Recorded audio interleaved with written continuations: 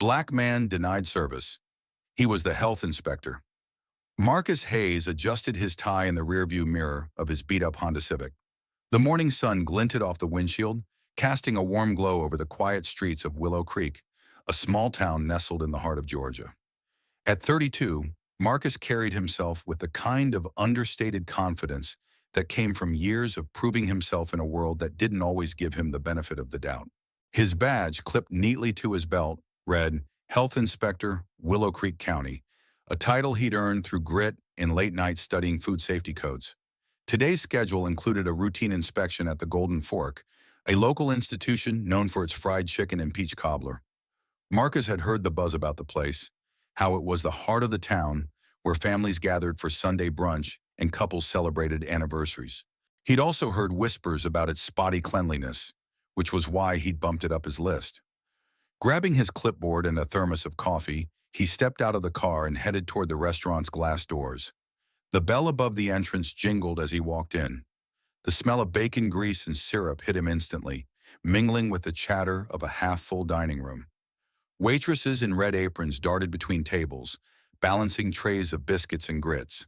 Marcus scanned the room for the manager, spotting a man in a white shirt near the counter, barking orders at a busboy.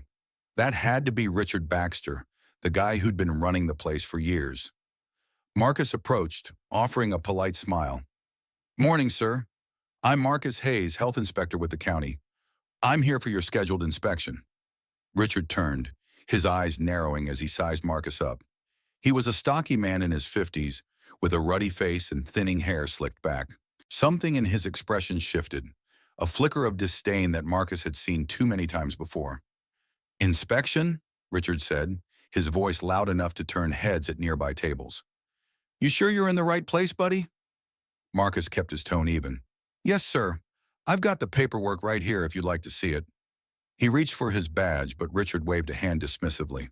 "Hold up, hold up," Richard said, stepping closer. His voice took on a mocking edge. "We don't just let anybody waltz in here claiming they're somebody. You got ID or what?" The dining room grew quieter. A couple at a nearby booth glanced over. Their forks paused midair. Marcus felt the familiar weight of eyes on him, but he didn't flinch. "I've got my badge," he said, unclipping it and holding it out. "Marcus Hayes, County Health Department." Richard barely glanced at it. Instead, he crossed his arms and smirked. "Look, I don't know what kind of game you're playing, but we're busy here. Why don't you head on out? We don't serve your kind unless you're paying for a seat." The words hit like a slap. Marcus's jaw tightened, but he kept his composure. "I'm not here to eat, Mr. Baxter. I'm here to do my job. If you'd prefer, I can call my supervisor to confirm." Richard laughed, a harsh sound that drew more stares. "Your job? Boy, you think I'm stupid? I know a con when I see one." He turned to a waitress nearby who looked frozen, clutching a coffee pot. "Jenny, get this guy out of here before he causes a scene." Marcus's pulse quickened, but he stood his ground. He'd faced pushback before, skeptical owners, petty power plays. But this was different. This was deliberate, raw, and public. A young woman at a corner table pulled out her phone, subtly aiming it their way. Marcus noticed but didn't react. "Mr. Baxter," he said, his voice steady, "I'm giving you one more chance to let me do my inspection. If you refuse, I'll have to report this as non-compliance." Richard's face reddened. "Non-compliance? You threatening me now?" He stepped closer, his voice rising to a shout. "Get the hell out of my restaurant. We don't need you poking around, acting like you own the place." The dining room was dead silent now. Every eye was on them. The woman with the phone was filming openly, her hands shaking slightly. Marcus took a slow breath, his mind racing. He could walk away, file a report, and let the county handle it. Or he could stand firm, knowing what was at stake, not just for him, but for everyone who'd ever been dismissed like this. "I'm not leaving," Marcus said, his voice low but firm. "You can call the police if you want, but I'm doing my job." Richard scoffed, throwing his hands up. "Fine. Stay there, tough guy. Jenny, call Sheriff Dawson. Let's see how long this clown lasts." Marcus didn't move. He glanced at the diners, some of whom looked uncomfortable, others curious. The woman filming whispered something to her friend, her phone still recording. Marcus knew what was coming, a storm one way or another, but he'd been through storms before. He adjusted his grip on the clipboard and waited, his heart steady, his resolve unshaken. The next morning, Willow Creek was buzzing louder than a hornet's nest. Marcus woke to a flood of notifications on his phone, texts from coworkers, voicemails from local reporters, and a string of friend requests from strangers. The video, now viewed over 100,000 times, had turned the Golden Fork incident into a full-blown scandal. Comments online ranged from fiery calls for boycotts to ugly defenses of Richard Baxter, claiming he was just protecting his business.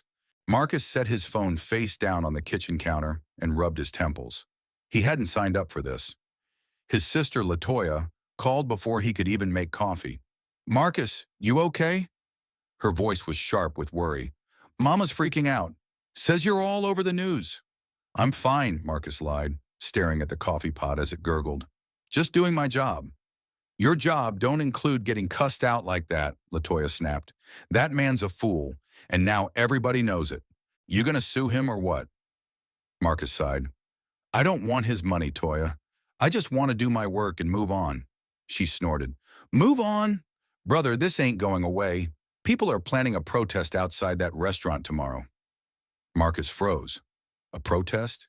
He hadn't asked for a circus, but Willow Creek was splitting at the seams. Part of him wanted to hide, to let the storm pass.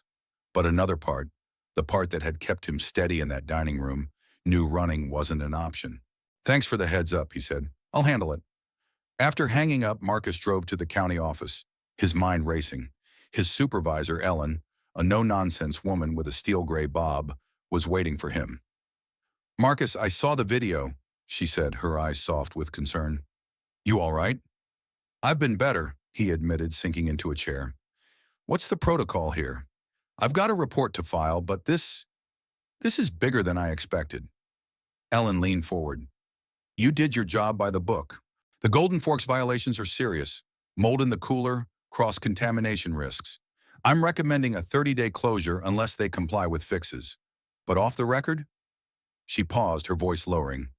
"This town's got some ugly history. What happened to you stirred it up. Be careful."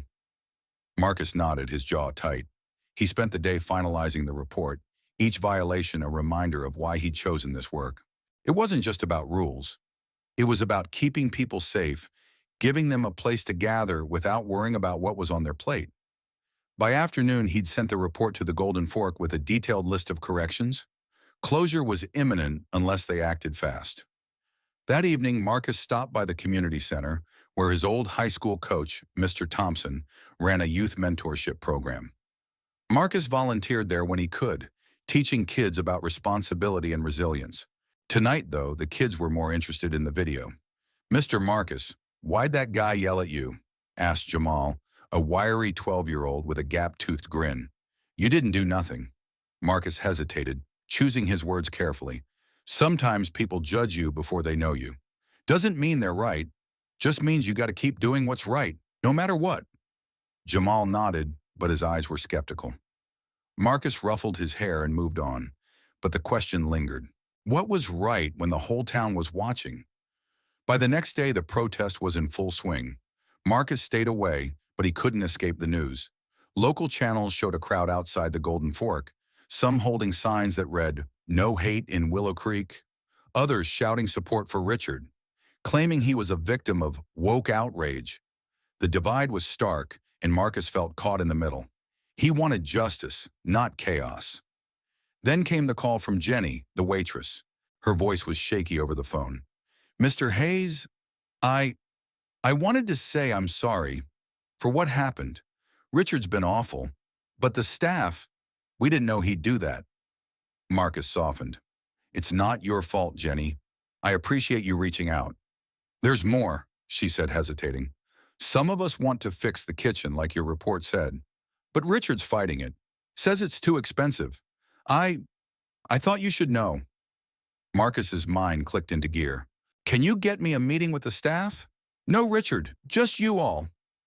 Jenny agreed, and by the next evening, Marcus was in the restaurant's back room, facing a nervous group of cooks and servers. Jenny stood at the front, twisting her apron in her hands. "We want to do better," she said. This place means something to us, to the town. Marcus looked at them, tired, earnest faces, some ashamed, others hopeful. He took a breath. I'm not here to shut you down. I'm here to help you reopen. But it's gotta be right. Clean, safe, fair. Can you do that? Heads nodded. A cook named Luis spoke up. We didn't know about the mold.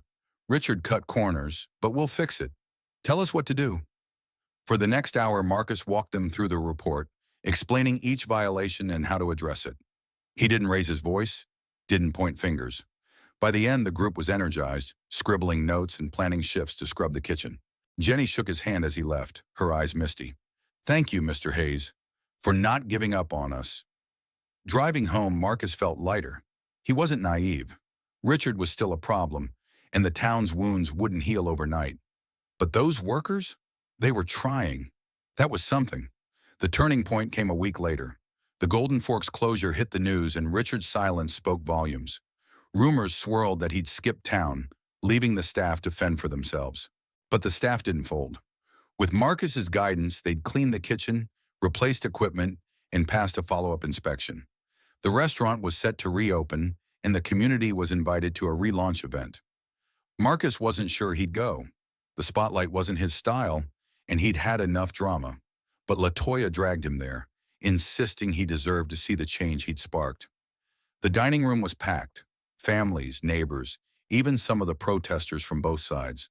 Jenny and the staff had transformed the place with fresh paint and a new menu board. A banner hung above the counter. A fresh start for Willow Creek. Then the surprise. Jenny took the microphone, her voice trembling but clear. We're here because of one man who didn't give up. Mr. Marcus Hayes, you showed us what integrity looks like. This is for you. The crowd parted, and to Marcus's shock, Richard Baxter stepped forward. His face was pale, his usual bluster gone. I was wrong, Richard said, his voice cracking. I judged you, insulted you, and I'm sorry. I don't expect forgiveness, but I'm trying to learn. The room held its breath. Marcus felt every eye on him, but he didn't hesitate. He extended his hand. I appreciate that, Richard. Let's move forward. The handshake was brief, but the applause was deafening. Marcus stepped back, his throat tight. He hadn't wanted a fight or fame or even an apology. But standing there, surrounded by a town starting to heal, he felt something deeper. Gratitude for the chance to make a difference, and hope that it would last. The end.